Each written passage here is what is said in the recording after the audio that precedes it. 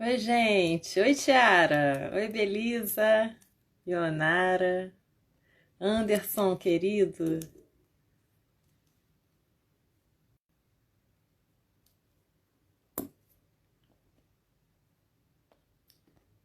Ai, gente, estou tendo maior dificuldade com o correio. Está chegando aqui umas mensagens por conta de encomendas que não. De livros. Comprei livro e não chega. Boa tarde. Percursos periféricos. Que bacana vocês aqui. Sejam bem-vindos, bem-vindas. Vamos aguardar um pouquinho, daqui a pouco a Tati volta.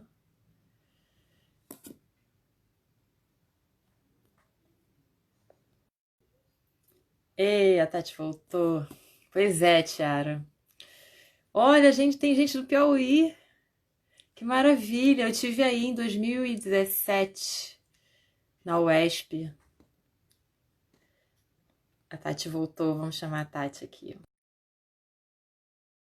Não sei, travou, gente? Vocês estão conseguindo me ver? Estão conseguindo me ouvir bem? Maravilhosa! Funcionou! Adoro! Já chega chegando. Ah, pelo amor de Deus, mas se eu soubesse disso, eu já tinha feito isso antes para evitar tanto sofrimento, porque eu tenho sofrido muito com isso, Juliana, não vai entender. Mas eu descobri assim também. Eu descobri assim. É, Eu fui no tá bom. bate-papo. Aí um irmão lá da Bahia mandou uma mensagem: Olha, pode ser que a memória do celular esteja cheia. Aí eu falei: Caramba, Nossa. verdade. Aí eu fiz a Não, mesma e coisa. eu tenho muito vídeo, porque Sim. assim, uma coisa boa nessa. Primeiro, boa tarde, minha linda, que bom estar aqui. Boa tarde. Uma coisa boa nessa que Maravilhosa. eu descobri nessa quarentena é que eu adoro editar vídeo. E Ih, tá aí, gostando? tem assim, eu adoro. E aí, meu companheiro também edita vídeo. E assim, esse celular é a melhor máquina que a gente tem aqui em casa, entendeu? Sim. Então, ficam os dois. E eu faço muita coisa. Tem um reality show virtual, sabe que eu sou dessas, né, do mundo pop também. Aí, e aí eu fico editando vídeos e tal, fica storyzinhos e tal. Então tinha muito, tinha 160 não sei quantos. E uns vídeos assim, tipo de 12 minutos, um monte de 12 Ah, minutos, 700, 800 mega. Aí quando eu olhei assim, eu falei, acho que agora você não tem mais, não vai ter mais esse problema. Só não descarregar é? lá que vai dar tudo certo. Ai, que coisa boa, Tati. Você aqui, muito obrigada, E, viu? Muito obrigada. Você é muito obrigada a generosa. você. Você é Ah, generosa mas demais. obrigada pela gentileza, né, de querer estar junto, de me querer junto. Isso Sempre, sempre. Minha mestra, minha referência, minha inspiração, meu tudo.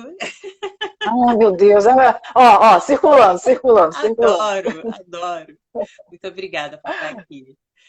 Gente, Obrigada a então, ti. sejam todos bem-vindos, bem-vindas. Estou vendo um monte de gente aqui maravilhosa. Professora Micilene, pernambucana, arretada.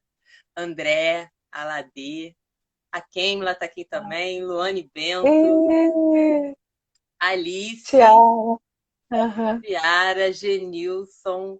Professor Bittencourt. Bit, foi meu professor no curso de jornalismo. Que barato. Seja bem-vindo. Ai, Muita gente querida, obrigada, maravilhosa. Anderson. Tá mesmo, linda mesmo. É um E chale, na verdade, branco embaixo é um chalezinho, porque maravilhosa. sou friorenta, sou filha de velhinhos, aí tudo dá frio, qualquer coisa. Ah, manda um beijo para Eliane, André, que bom que ela tá aí na escuta também. Sejam todos bem-vindos, todas bem-vindas. Esse aqui é o Baobazinho. Eu sou Juliana Correia, eu sou, por formação, sou jornalista, sou arte educadora, mediadora de leitura, trabalho com contação de histórias desde 2013, e o culpado disso é Francisco, meu filho, que hoje tem 11 anos, mas que surgiu, né, nasceu e me trouxe uma infinidade assim, de possibilidades, de novas visões, novas percepções do mundo. E aí eu decidi trabalhar com histórias justamente por conta dele. Né? Sem querer, eu fui trabalhar com as histórias, que as histórias primeiro eu contava só para ele, histórias com protagonistas negros, né? Histórias onde os negros aparecem de uma forma positiva, histórias que normalmente não estão no repertório, nos currículos, né, escolares, enfim. Só que com o tempo eu fui vendo que eu precisava contar essas histórias também para outras crianças. Não adiantava essas histórias ficarem só aqui em casa. E ele não é bloqueado, ele acessa outras narrativas, né, de outras culturas, outros povos. Ele adora o Naruto, ele adora o Ben 10, adora...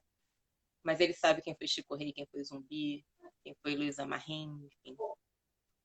E aí, agora, por conta dessa pandemia, eu decidi, uma vez por semana, trazer alguém para cá para compartilhar seus saberes, seu conhecimento, suas opiniões, suas visões. E eu tenho aprendido muito, e o mais gostoso é poder ter também as pessoas aqui perto, né, assistindo, ouvindo e participando. Então, enviem perguntas, comentários, participem também, porque a ideia é que seja mesmo uma troca, né? E aí, a convidada especialíssima dessa semana é Tatiana Henrique. Ela vai se apresentar e estamos aqui, querendo te ouvir, rainha maravilhosa. Ai, gente, obrigada, Ju, obrigada. Você sabe que eu te admiro imensamente, te amo pessoalmente, te amo coletivamente, então, muito bacana estar aqui essa tarde com você. Dani, passou ali, beijo, querida. Ai, gente, ó, essa coisa de se apresentar é esquisito mesmo, né? Porque é muito mais fácil se ouvir, né? Ouvir outra pessoa falando da gente do que a gente falar da gente. Não é questão de modéstia, acho que é uma questão de aprendizado mesmo, né? Porque à medida que o tempo passa, e a gente vai entendendo essas coisas que você compartilha com o Francisco, né, que nós compartilhamos juntas, né, nas nossas jornadas, a gente vai entendendo que a nossa jornada individual, ela nada mais é do que uma emanação do coletivo, né? Então, às vezes, por isso que eu digo que não é modéstia, porque destacar isso, né? Óbvio que a gente tem jornada, que a gente tem caminho, né? Mas ficar, fiz isso, fiz aquilo, fiz não sei o quê, sei lá, vem vendo que vocês vão acompanhando. Mas você fez tanta coisa, sabe? Eu acho que é bacana também. Tá, eu vou dizer então, assim, a partir das coisas que eu gosto, então, acho que pode ser uma boa maneira, ó. É o que você Primeiro, uma coisa que eu gosto muito de falar é que eu sou mãe. Eu aprendi isso, que isso é uma bênção, né? É uma dádiva. Então, assim, toda vez que eu escrevo alguma coisa, diz sua mini bio, seu currículo, Tatiana é mãe, é a primeira coisa que eu coloco. Antes eu colocava por ordem alfabética, né? Agora não, é mãe, primeiro mãe, não sei o que, não sei o que lá. Isso não me diminui nada, muito pelo contrário. Eu gosto de contar história, eu gosto de estar nos palcos, sejam palcos numa escola, no terreno baldio, seja um palco, a caixa cênica. Eu gosto de ajudar as pessoas a irem para o palco, chamam isso de direção, então eu tenho me aventurado de algum modo nesse lugar também. Eu gosto muito de estudar, então assim, eu estou sempre estudando, seja estando matriculada ou não.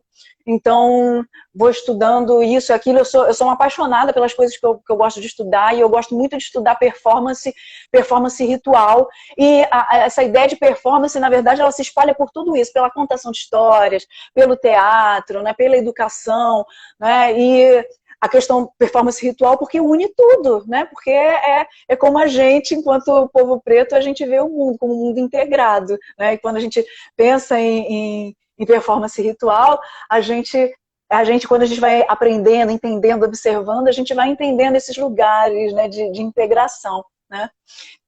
A Aline está aqui? Ai, gente, que delícia! Ai, que bom! Ionara também, pastor. E aí, agora também, eu tenho me aventurado anonimamente em escrever, né, em transformar, né, a gente vai se alimentando pelas histórias, né? E aí de transformar as coisas que eu tenho ouvido em coisas escritas, né?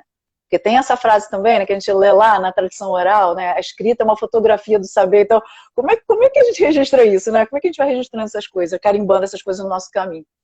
E aí tenho me aventurado nisso, estava fazendo mais para teatro, e aí agora vou fazer estou me aventurando a escrever para o público de crianças e adolescentes, e aí vou caminhando, vamos vendo. Maravilha. Tá agora também no doutorado, né, em arte. Tomei coragem, passei Maravilhosa.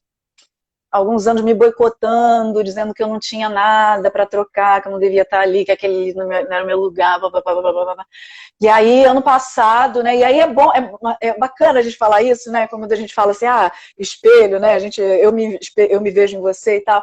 E aí, ano passado, eu fiz participei um pouco do laboratório do Gerumar, né, que é o laboratório No da FRJ. UERJ, né, coordenado pela Catiúcia, No tá lá FRJ. na Yara Paula, isso, não, FRJ, isso, É. a Asa, Jerry, e aí participei de alguns momentos, eu falei, cara, vambora, né, pra quê? Por que isso? Vamos ver, se deu certo, se der certo, tudo bem, se não der, tal, e aí foi. Aí. E é um laboratório inspirador mesmo. Nossa, Sim, fiz sim, umas aulas sim, lá incríveis. a gente reafirma coisas que a gente já sabia, aprende outras que não sabia, a gente ouve, né, a questão da diferença, né, dos lugares, das pesquisas, né, das pesquisas enquanto trajetória de vida, caminhada de vida, então é muito É bacana, muito bacana. maravilhoso. Então, e aí quando eu te chamei para esse bate-papo, eu te perguntei, né? Eu sempre peço para o convidado propor, né, sobre o que gostaria de falar. E aí, entre as suas sugestões, você trouxe, né, mito e oralidade. Então, fala pra gente um pouquinho, Tati, Ih, o que é o sou mito? eu ou ela? Ah, meu Deus, travou. Travou? Ah, não. Aqui tá rolando. Tá tranquilo. Ah, não, já voltou, então voltou. Antes, ó, tem uma mensagem aqui da Aline para você, ó. Ah, Tati, minha mestra, minha querido. inspiração em contação, Aline Borges. É, me recebeu em sua casa para compartilhar conhecimento. Ó, como agradeço Ai, a como toda a sua agradeço. força e entrega a essa arte ancestral. Agradeço a sua generosidade. Eu que te agradeço, querida, por ter vindo aqui com a sua filha, né? Ter se deslocado para a gente compartilhar, para a gente trocar, para eu ouvir você, o que você gosta de ouvir, o que você queria compartilhar, né, com as crianças e tal. Foi bacana. Diz pra gente, Tati, o que é mito? Ah. E vamos lá. Vocês querem a versão. Fazer que nem. Vocês querem a notícia ruim ou a notícia boa? Mentira. Gente, eu sou uma palhaça, eu sou uma palhaça, eu sou uma palhaça. Que bom!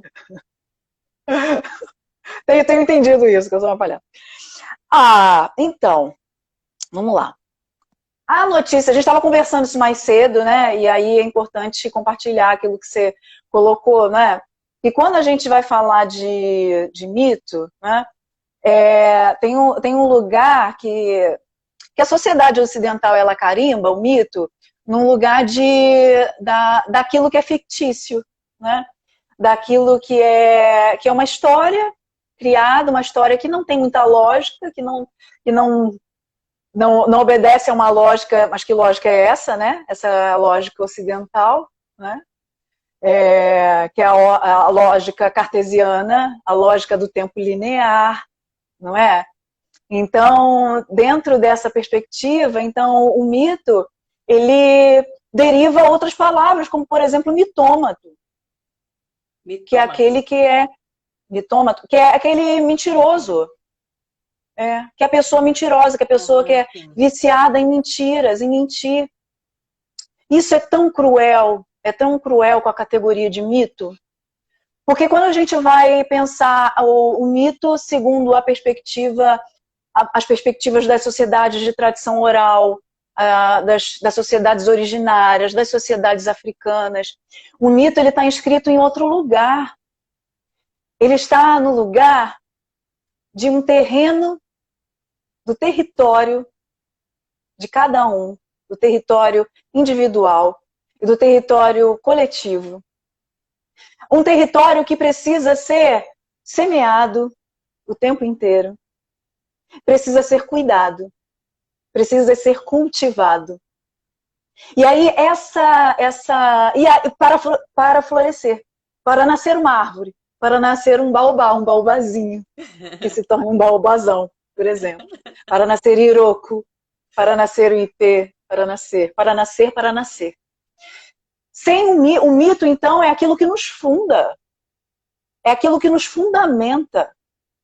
É aquilo que diz a nós, mesmo quando não dizemos, o que somos, quando somos, como somos, e em relação a quem nós somos. O mito, ele constrói a nossa existência, o nosso existir.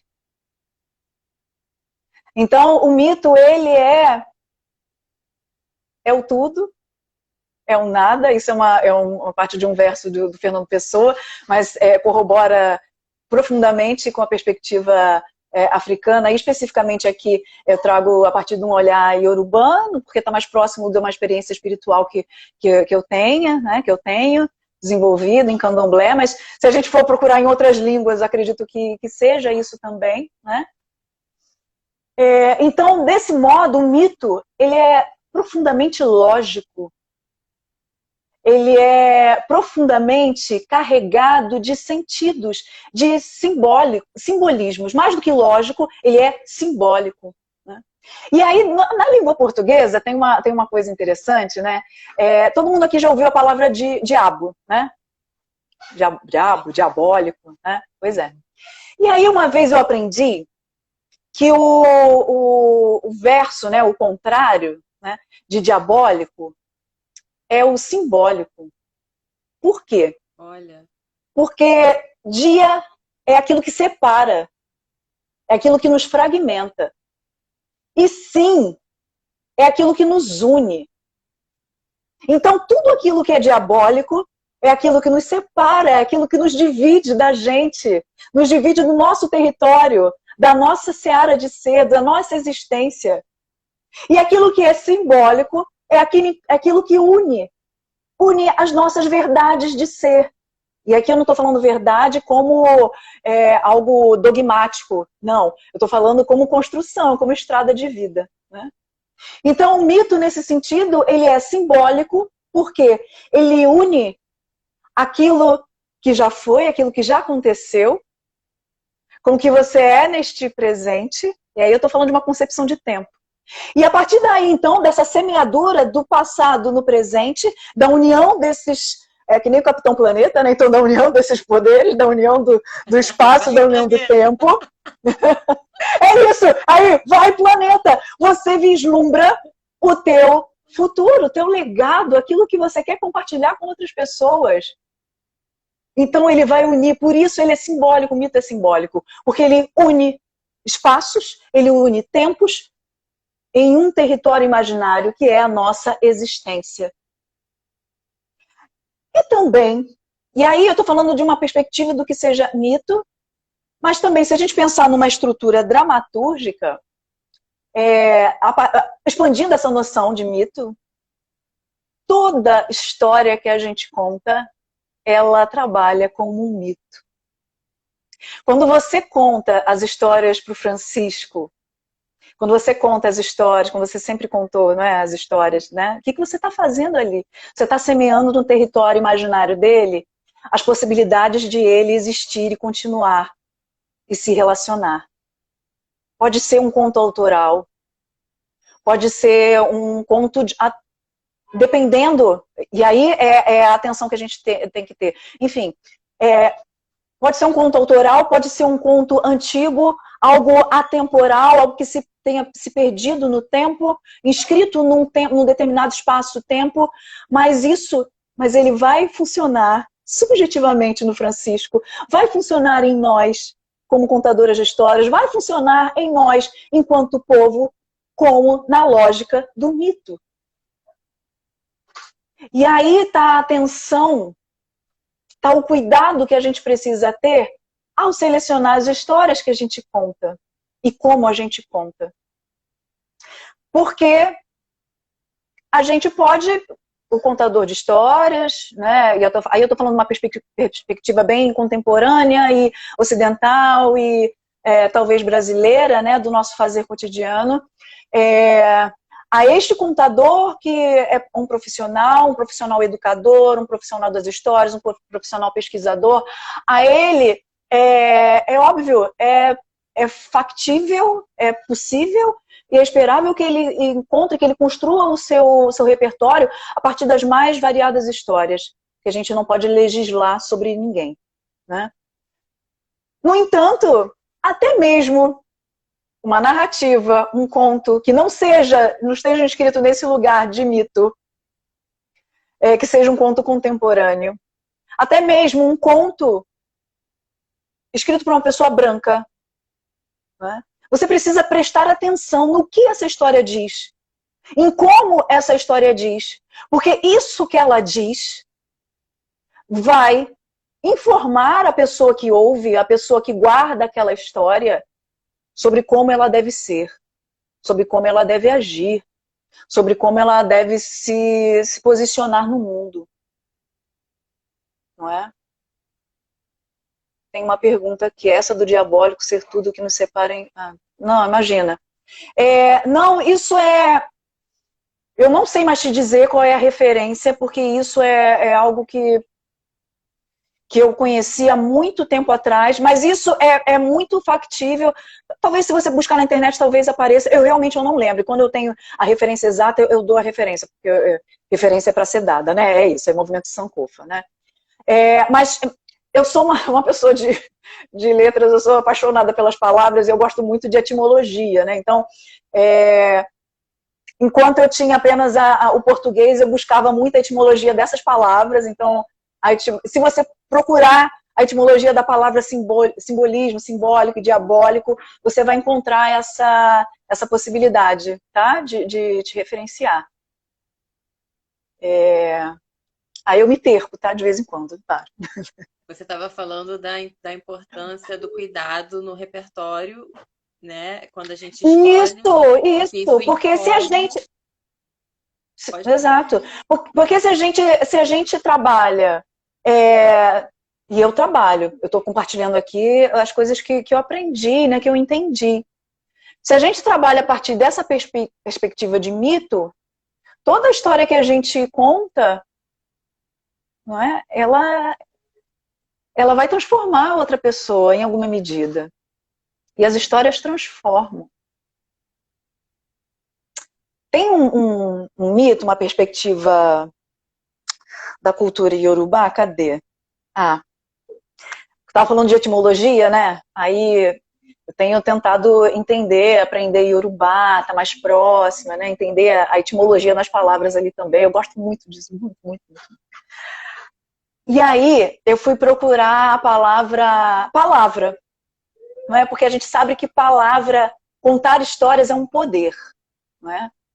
E quando eu digo, e até dando um parênteses aqui, né? Quando eu falo que quando eu escolho hoje em dia dizer que eu sou mãe, primeiro de tudo, é porque é por essa experiência também, porque trabalhar com a palavra tem uma dimensão de matricial, uma dimensão de geração, de geratriz, não é? De gerar vidas, de gerar pensamentos.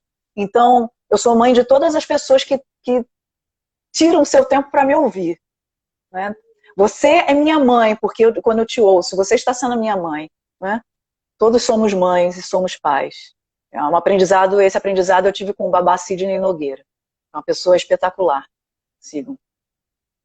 Aí eu estava onde? Tá, a palavra, né? A palavra em Yorubá é assim, né? Vai, eu estava onde? Abri, eu voltei. Ó, se eu estiver falando muito, aí você me vai me cortando. Amando, continua. Ó, e aí a palavra em Yorubá é oro.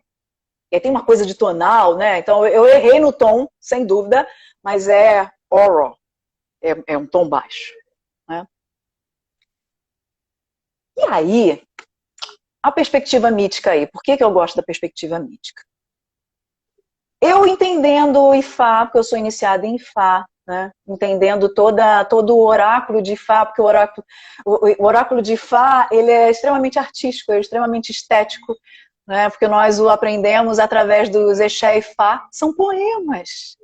É um trabalho sobre a palavra, né? Então é de uma beleza encantadora.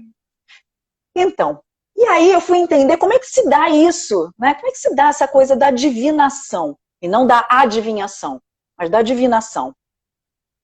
Qual é a diferença, né?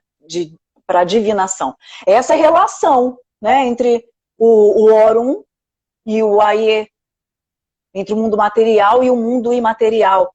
A inexorabilidade, ou seja, a certeza de que eles são um só, né? Então, eu fui entender isso. Como é que isso acontece, né? Como é que quando o sacerdote está lá divinando, como é que essa palavra chega ali, né? E aí tem um mito que fala o seguinte: Olodumare estava lá, vivendo lá no infinito. Olha lá, tô bem aqui. E aí, Obon, tem até anotadinho aqui para eu não esquecer, para dizer bem para vocês. Obon, Imó, Oiê. Obon era sabedoria.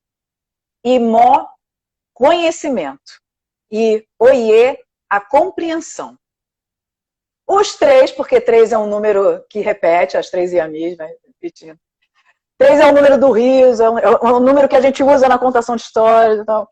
Os três, a sabedoria, o conhecimento e a compreensão, foram buzinar no ouvido de Olodumare. Aí ficava...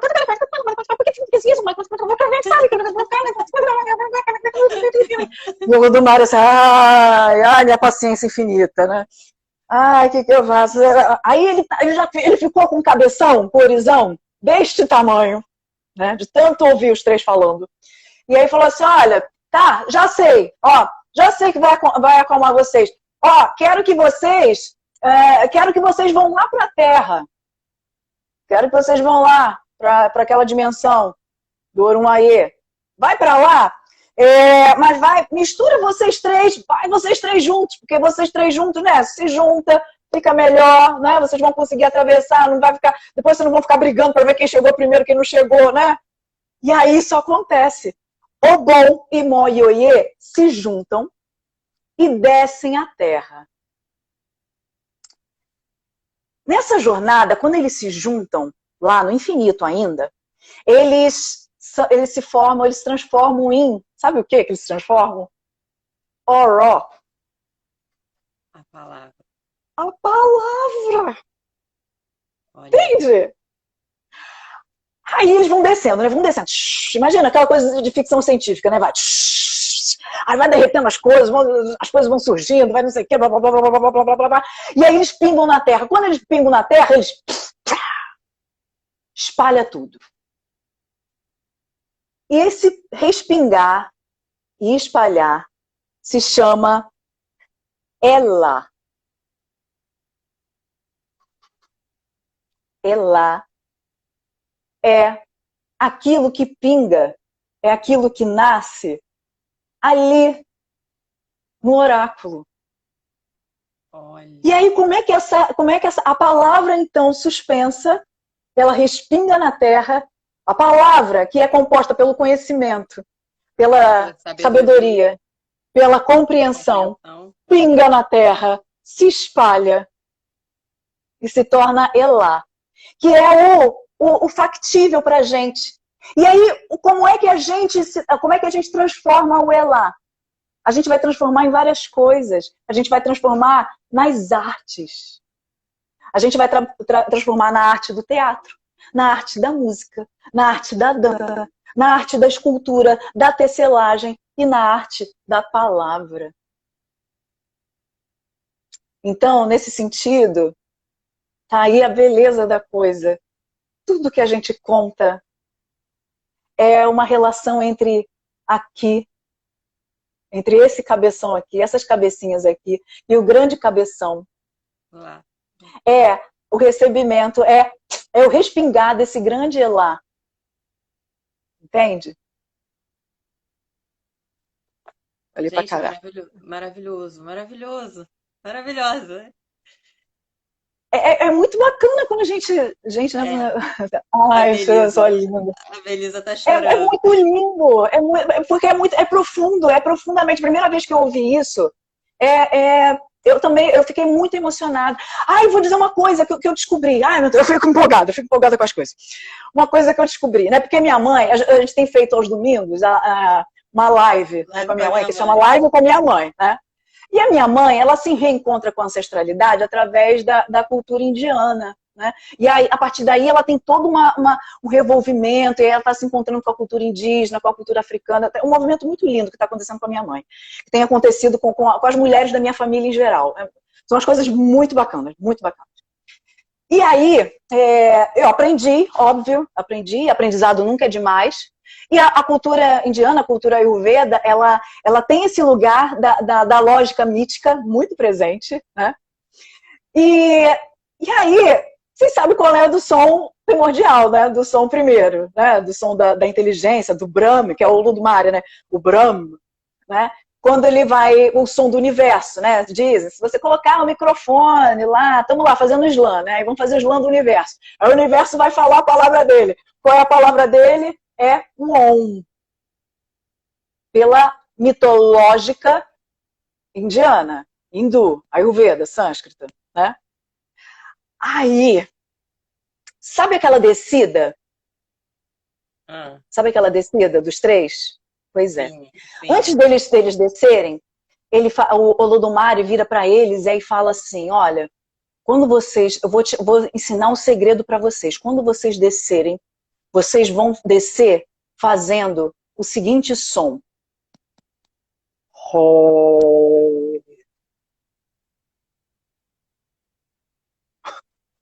Sério? Socorro! Socorro! Socorro! Entende? Juliana, a gente aí, pensando numa perspectiva política, a gente precisava saber disso desde que a gente é pequeno. Sim, sim. Porque se a gente soubesse disso desde que a gente é criança, desde a idade do Francisco, desde a idade do Apolo, se eu tivesse sabido isso antes, tivesse falado isso antes para minha filha quando ela era pequenininha, se minha mãe soubesse disso, entende a crueldade de nós não sabermos isso? Isso é conhecimento oracular que está ali perto do iniciático, mas o iniciático, o segredo disso, ele está em outro lugar. Isso é conhecimento filosófico, ético, e que a gente precisa rogar isso para a gente, para o nosso cotidiano, para a nossa vida, para não deixar que ninguém nos mate, para não esperar pelo dia em que o pé, a bota de um branco vai pisar no nosso pescoço, para que a gente nunca tivesse deixado isso acontecer. Isso é uma forma de asfixiar também, né? Sim, como cortam isso da gente. Isso. Porque bloqueiam a nossa existência. O nosso eu existo, como aprendi com o Baba Sidney. Quando eles perguntam como... Ele fala assim, uma coisa muito bonita, quando os urbanos, né, vão falar, como é que você tá? Né? Tipo, a gente aqui, né? Aí ele fala, Xelafia. Aí, como é que seria? Como é que você tá? Tá tudo bem? Tá? Aí a gente falaria assim, tá maneiro, tá tudo bem, tá beleza, né? Aí eles falam assim, Moa, quer dizer, eu, Wa, existir. Eu existo. Eu estou existindo. Entende? Isso é mito. E isso é a lógica do mito. E aí, isso nos conecta, essa compreensão, então, ela nos conecta enquanto indivíduos, entre coletivo, entre povo, e nos conecta nesse grande arcabouço que a gente entende pela palavra oralidade. E eu fico tão emocionada, né? Porque oralidade, oró. Aí eu fico assim, ai meu Deus, em português e Yorubá, oralidade. Eu fico brincando com as palavras. Que é esse reconhecimento dessas existências. Oralidade não tem a ver com contar, só com contar história, só com fazer da palavra. Tem a ver com como nós existimos, como nós nos relacionamos. Escrever é a maneira como nós operamos individual e coletivamente, socialmente, historicamente. Isso é oralidade. E que vai determinar, vai inscrever, vai se esculpir nos nossos modos de compartilhamento de experiências, de compartilhamento de conhecimento, de sabedoria e de compreensão.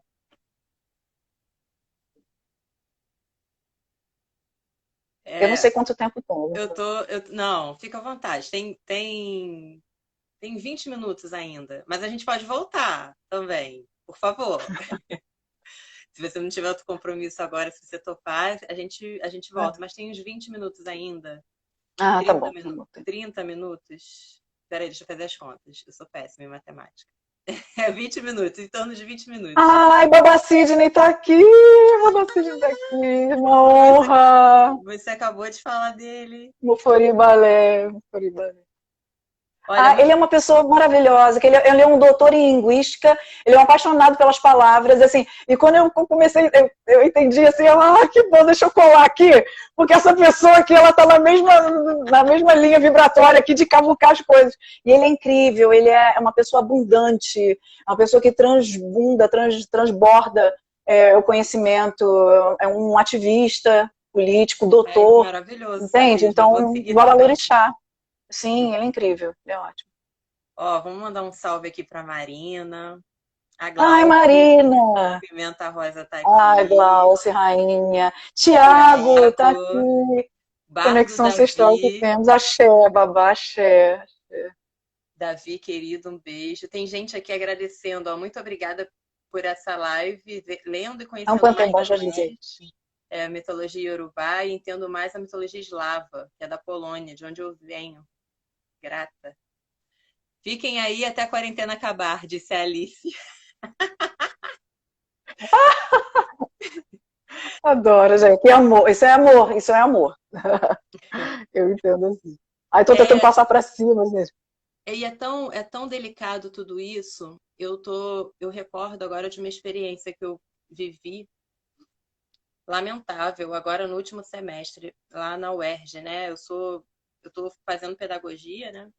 E eu me inscrevi numa disciplina e nessa disciplina a professora trabalhava muito literatura. E aí, num determinado momento, ela pediu que as pessoas fizessem um trabalho sobre algum projeto ligado à infância. Essa disciplina era ligada à infância. E aí, uma moça da minha turma quis falar do baobazinho. Perguntou se podia e a professora autorizou. E as pessoas da turma seguiam o baobazinho já, algumas, porque eu compartilhava no WhatsApp, no grupo do WhatsApp. E aí um dia essa professora virou para mim e falou assim: eu não entendo por que as histórias africanas sempre sempre o tempo inteiro história de orixá, história de envolvendo a religião, envolvendo espiritualidade, uma coisa limitada, né? E aí eu comecei a tentar explicar para ela, e ela falando assim como fosse mito e colocando o mito nesse lugar aí. Nesse lugar do Ocidente, né? Essa leitura que o Ocidente faz de algo fictício, enfim. E aí eu comecei e eu tentava explicar para ela, né, que isso inclusive é fruto do racismo, né? Esse olhar dessa maneira para as histórias, as narrativas, as memórias africanas, né, ou de outros povos também que historicamente sofrem violências. E ela não deixava eu falar. Ela me cortava o tempo inteiro. E aí eu fico pensando, sabe, é isso, a gente precisa contar essas histórias. As crianças precisam acessar, todos precisam acessar, mas você está numa faculdade de formação de professores. E aí é esse tipo de fala, né, que você se depara. E você não consegue explicar. Você tenta falar e a pessoa te corta, te interrompe. Exatamente, perde a chance de aprender. Porque ela pode até não querer dizer que ignora aquilo, que não sabe aquilo, mas já que está tendo a oportunidade de repente conversar com alguém que minimamente vai trazer outras. Eu também não tenho paciência, não. Tanto é que eu estou quase largando o curso. Eu estou me sentindo muito infeliz nesse curso, muito infeliz. É muito difícil, sabe? É tudo muito eurocêntrico, tudo muito. É muito difícil, não tem uma chance dessas narrativas aparecerem, né? Estarem. Por mais que você tente, né, mostrar, trazer, e aí eu fico pensando também em que momento, assim, será que sou eu que também não consigo fazer, cumprir com esse compartilhamento, sabe? O que eu preciso fazer também para me aprimorar, para tentar também, sabe, fazer repercutir isso. Então, e aí me dá mais vontade ainda de mergulhar nesse universo mesmo, sabe, para me inteirar, para vivenciar mais e pelo menos quem estiver do meu lado se ligar, sabe? Porra, tem alguma coisa estranha aqui, isso que ela está falando tem um fundamento. Tem, né, para muitas sociedades, aquele mito é fundante. Não existe, não tem. Você dizer que aquilo não pode ser contado ou que aquilo é limitado porque só fica naquele lugar, não traz a criança. Ah, porque só mostra morando em aldeia, só mostra. Não. Porque o modelo é ocidental, né? O padrão de vida que é imposto é a cidade, né? Tecnologia para muitas pessoas é só o que está ligado ao virtual, né? da internet e não enxerga. Enfim, eu fico muito assim preocupada, muito preocupada, sabe? Porque eu fico me perguntando o que eu faço. Muitas perguntas, né? Porque é um questionamento profundo, é da nossa existência, né? É da nossa existência.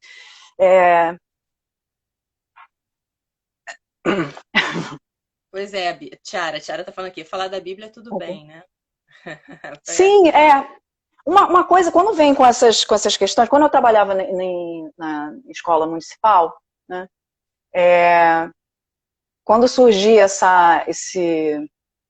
esse debate, quando surgia, não era nem um debate, né? Na verdade eram falas aqui, falas acolá, né? Eu me posicionava muito nesse lugar, do meu jeito, né? Porque eu tenho um jeitinho assim de falar. Mas eu não posso contar a história do Hermes. Assim, a gente não deve comparar, né? A gente não deve comparar. Mas a branquitude, ela só compreende quando a gente compara. Isso não é um mal nosso. Não é um mal nosso. É que numa tentativa, porque nós ainda acreditamos no poder da palavra, no poder do discurso, no poder da dialogicidade, né? Da ida e volta, né? Do retorno. Né? Então, a branquitude, o pensamento branco, ele vai pensar através das comparações, porque ele compara o tempo todo, ele compara para hierarquizar, né? A comparação dele é para isso, né? Ele não equipara, a gente equipara. Oi? Isso está dentro da lógica da competição também, né? Que é outro elemento fortíssimo da cultura ocidental, né? Branca. Enquanto nós equiparamos, eles comparam, né? Hierarquizam. Né? Então, nesse sentido, é uma pergunta básica. Gente, eu já contei aqui o mito sobre Zeus, eu não posso contar sobre Olodumare, sobre Xangô? Não é mito também? Não é história também? Onde é que está a diferença? Mais o quê? Onde é que está esse mais? Esse a mais o quê? Onde é que está? Por que um e outro? Mas é porque... Mas eu estou contando aqui algo sobre... E aí está o lapso, né? Eu estou fazendo alguma raspagem, que eu estou fazendo algum rito iniciático aqui, eu estou chamando as pessoas... Não, eu estou falando sobre o padrão de pensamento de uma cultura. Como essa cultura, ela se pensa, como ela pensa a sua lógica, o seu existir. Certo? É isso. Não é? E essa é a dificuldade para o pensamento ocidental, o pensamento branco, porque ele vai ser... O que aconteceu com eles? Eles perderam, eles passaram facão entre os seus mitos e a sua existência. O seu campo de existência, o seu campo de fundamentos éticos, étnicos. Só ficou os mitos, as suas mitologias, só ficaram ali nesse lugar, ficaram escritas então no lugar do passado, nessa perspectiva linear deles, né? Então os mitos ficaram aqui, então ficaram como algo, vamos colocar em qual caixa? Vamos colocar aqui perto da caixa da literatura. Então está ali dentro de uma literatura antiga, que não nos diz mais nada, mas que até para eles diria muita coisa, né? Então eles fatiam todos os conhecimentos. E aí, isso eu acho que de alguma maneira, quando eles ouvem os mitos, os itã dos orixás, eles, de algum modo, eu tendo a acreditar assim, porque eu sou uma otimista também. Eu tendo a acreditar que algo neles, que algo no coração deles chacoalha dessa memória de unicidade, dessa memória de reunião, dessa memória de simbólico de si. De algum modo, talvez, eles entendam que, sim, que contar as histórias, que contar essa história, pode levar a pessoa a compreender uma outra maneira de existir e travar lutas que vão contra esse sistema, que podem derrubar esse sistema. Porque é muito doido, porque é isso, né? Justamente são pessoas que têm um discurso pró-democracia, né? Direitos humanos, bota a bandeirinha do fascismo lá. Entendeu? É isso. Mas que assim, mas querem, inclusive, dizer querem determinar o que é literatura, o que não é. O que é mito, e se mito é algo positivo, saudável, válido, se mito é realidade ou não é. Quer dizer, seguem querendo ser o parâmetro para tudo. Sim. O espelho sou eu. E aí é isso. E aí eu fico pensando, gente, será que o problema também não sou eu? E quer dizer, depois eu fico pensando também, cara, eu não tenho que pensar isso, bicho. Entendeu? Porque eu, na verdade, tô querendo aprender, eu tô querendo ouvir. E eu não tô aqui querendo desqualificar outras visões, outras formas, né, de entendimento, outras formas de sentir o mundo. Mas essa aqui também existe, ela precisa ser vista, notada e respeitada. Você pode até não gostar, mas você precisa respeitar. Existe, é milenar. Sim. Essa estrutura de tempo aí, ela é milenar, ela deu origem a muitas outras, não é? Esse exemplo agora que você trouxe. Agora, Ju, não sai não, tá? Aqui eu tô, nosso papo de WhatsApp, tá? Nosso papo de WhatsApp numa live. Não sai não, porque é doloroso, eu sei como é, eu sei que isso dói, mas a gente não pode, sabe por quê? Porque a gente precisa infiltrar esse sistema. E o teu diploma vai infiltrar esse sistema, porque quem está te dizendo que não hoje, amanhã é você que vai estar lá na formação de professores. É você que já é, e que vai continuar sendo, referência para a transformação do padrão de pensamento. Eu tenho muita Entende? Então a gente tem uma responsabilidade com o coletivo, entende? Com a nossa continuidade, sabe? Passado, presente e o legado. A gente tem essa responsabilidade. Eu penso então, o que você está fazendo? O que você está fazendo? Lembra aquele mito aquele conto etiológico, né? Da tartaruga, do jacaré e da. Se você quiser lembra? Né? É isso, a gente está ali no lugar de tartaruga. A tartaruga, gente, é o seguinte, Oi, Enio! Que bom, daqui a pouco a gente vai estar junto lá na leitura. Tem um conto guarani que é da tartaruga. A tartaruga estava com sede. E aí ela vai beber água. E quando ela vou contar rápido aqui, porque o tempo não sei qual é, né? Enfim. Quando a gente vai para... A gente não, a gente... Hã? 10 minutos? Tem 10 minutos, mas dá tempo, mas a gente volta também. Se não der, a gente volta. A tartaruga, então, ela tá com sede e vai beber água. Manancial, é a fonte, ela vai lá na fonte. Só que quando ela vai na fonte, quem é que tá lá na fonte? Quem é que abre a boca? Aquela boca cheia de dentes, assim, né? O jacaré. Jacaré tá lá, com a boca aberta, e diz para ela, tartaruga, eu vou te devorar. A tartaruga olha pro jacaré e pensa, nossa, e agora? Como é que eu vou fazer? Eu não posso correr, eu sei correr. Só que ela pensa rápido. E aí ela olhou pro lado assim, tinha um cipó, jacaré, olha só. Antes de você me devorar, você vai me devorar, ok. Eu só queria uma última vontade, uma última coisa. Eu queria brincar, vamos brincar, porque eu adoro brincar, eu queria ir feliz, eu queria ser devorada feliz. Vamos brincar de cabo de guerra. Os Guarani adoram brincar de cabo de guerra. Ó, tá vendo esse cipó? Você fica aqui, ó, segurando ele de dentro da água. E eu vou lá para dentro da floresta e fico de lá. Quando eu estiver lá, né, eu vou desaparecer, você não me vê, né, espertinho? Quando eu estiver lá, eu vou puxar a corda. E aí eu vou puxar, você puxa daí, eu puxo daqui, você puxa daí, eu puxo daqui, puxa você daí.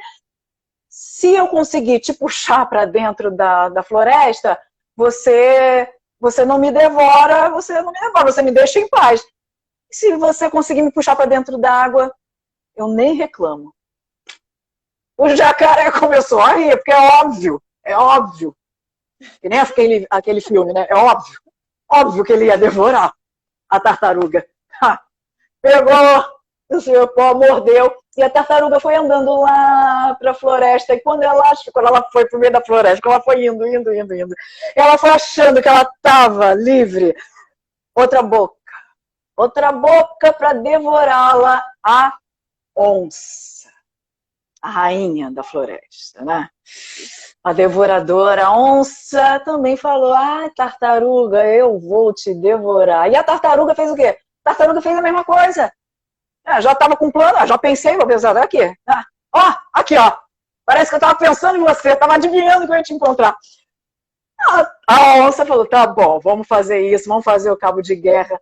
Mordiscou o cipó e a tartaruga foi andando lá em direção à água. Só que a tartaruga ficou no meio do caminho. E ela ficou no meio do caminho que ela pensou, olha, Anderu, o que eu vou fazer agora? Tupã, me ajuda. Porque eu não posso ir para lá, porque se eu for para lá, vou ser devorada por um, vou ser devorada por outro. E aí vem o macaco, o amigo esperto também. Porque a tartaruga, ela é sábia, mas o macaco, ele é muito esperto. E aí eles conversaram, o que dá. E aí o macaco falou, já sei, eu vou ser o juiz. Espera aí. Aí o macaco foi lá, avisou o jacaré, foi lá, avisou a onça e avisou para eles o que ele ia fazer. E ele fez. Subiu na árvore mais alta em que os dois podiam ver o macaco. Contou, é 3, é 2, é 1 e a onça e o jacaré começaram a puxar a corda, puxaram de um lado, puxaram do outro, puxaram. A onça puxava de um lado, o jacaré puxava de outro, o jacaré pensava, nossa, mas essa tartaruga, ela tá forte. E a onça pensava, mas essa tartaruga, ela tá forte. E ele puxava, puxando.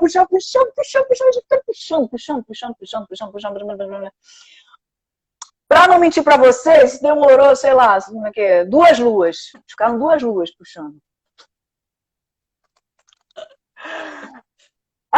Gente, 2 luas depois, a onça, ela tava morrendo de fome. Ela já tava.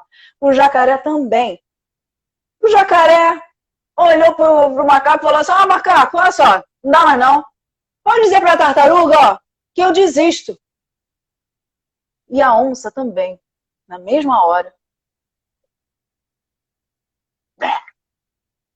Soltaram o cipó e foram. A onça lá para o fundo da floresta e o jacaré para o fundo das águas.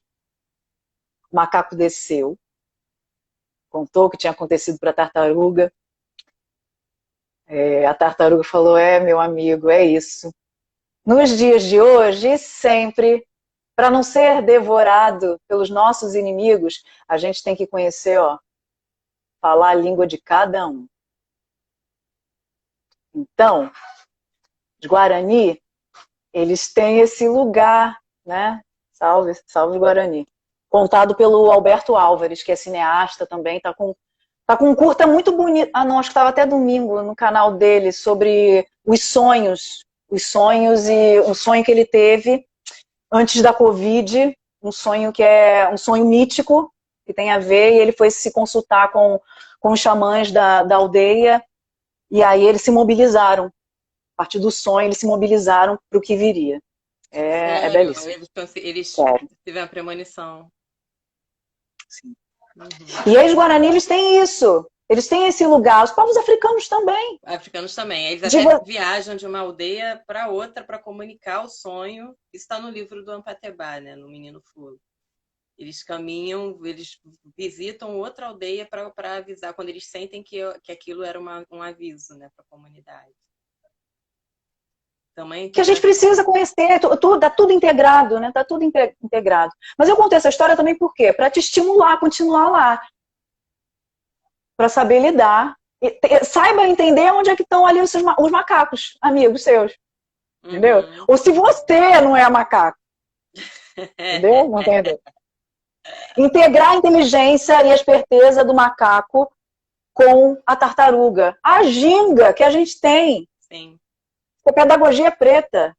É pedagoralidade. Já falaram né? aqui da pretagogia, eu já ouvi falar, eu ainda não li, mas é porque realmente cansa, eu né? tenho. É ótimo.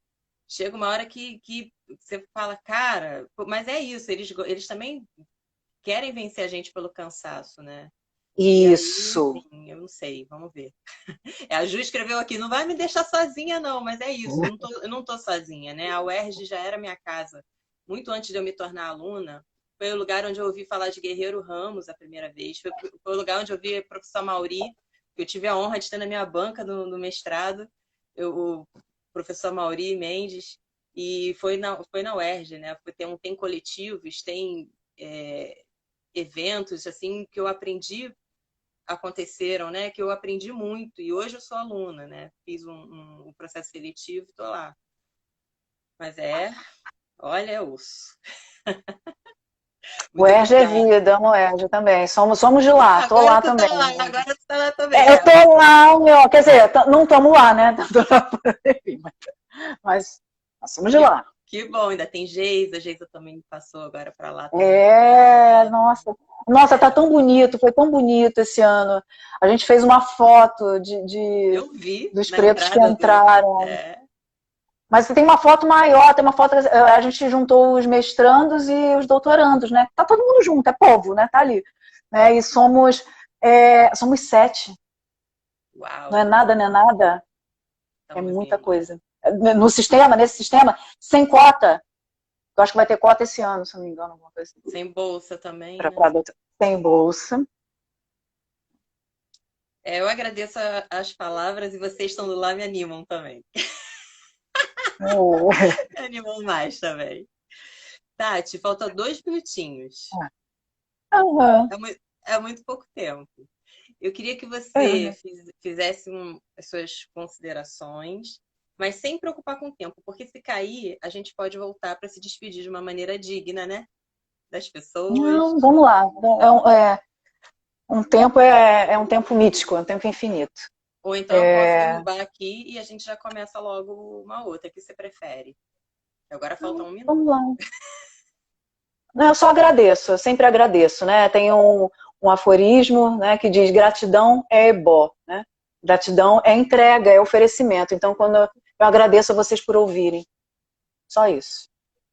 Depois a gente continua. Muito obrigada, muito obrigada por ter vindo, muito obrigada por tudo, por essa generosidade de sempre, suas palavras. Mais gente maravilhosa aqui, Carlos, lá de BH.